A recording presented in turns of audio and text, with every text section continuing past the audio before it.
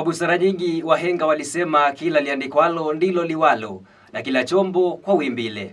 Na wakashauri kwamba kila mlango na ufunguo wake, naye mwenye shoka akikako sikuni. Kweli mtazamaji, daima dawamu jambo usilolijua ni kama usiku wa giza. Tumegongwa gogo, sasa ni asma yako mtazamaji kuketi kitako ulipo, maana ulipo ndipo na unastahili kuwepo uonje utamu wake. Na mpenzi mtazamaji, leo ikiwa ni Jumanne ya tarehe 17 mwezi wa 3 mwaka 2026. Popote ulipo mtazamaji, hizi ni habari za runinga uipendayo ya Hi-Tech na mimi ni Eunice Mutua. Nami ni Thomas Malinda, hujambo na karibu.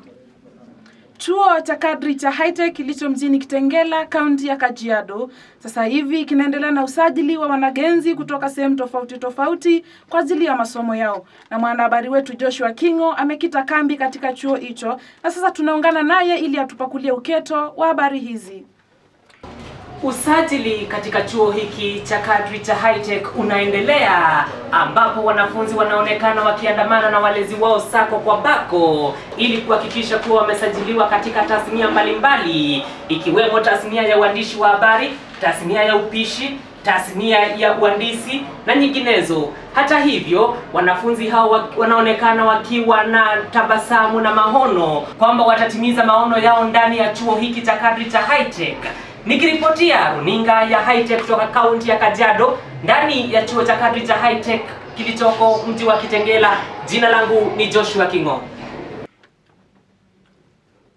Na mtazamaji, tukisalia kwenye habari hizo za chuo hicho cha Hi-Tech kilicho mjini Kitengela, kaunti ya Kajiado, ni kwamba sasa kinaendelea kushuhudia maendeleo makubwa katika utoaji wa elimu na mafunzo kwa wanafunzi kutoka maeneo mbalimbali ya nchi.